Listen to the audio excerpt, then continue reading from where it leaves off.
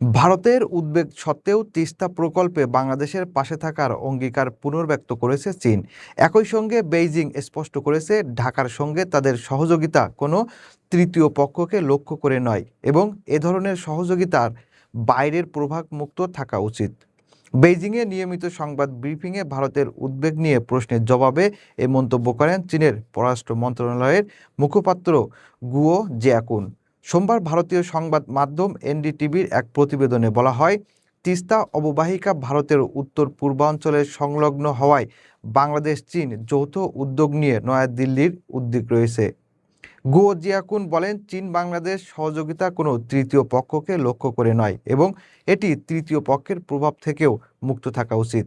তিনি তিস্তা নদী সমন্বিত ব্যবস্থাপনা ও পুনরুদ্ধার প্রকল্পে বাংলাদেশের জন্য গুরুত্বপূর্ণ জনকল্যাণমূলক উদ্যোগ হিসেবে উল্লেখ করে বলেন, এ প্রকল্প বাস্তবায়নে যথাসাধ্য সহযোগিতা দিতে চীন প্রস্তুত।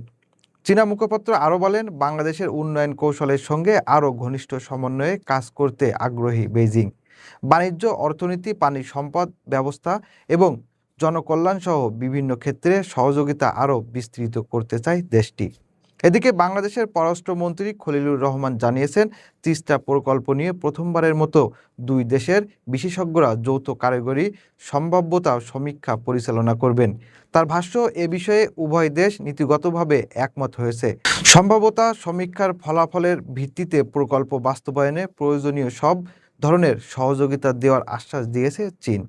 তিস্তা সহ বাংলাদেশের অন্যান্য নদী ব্যবস্থাপনায় সহযোগিতা বাড়ানোর বিষয়েও ঢাকা ও বেইজিং সমঝোতায় পৌঁছেছে।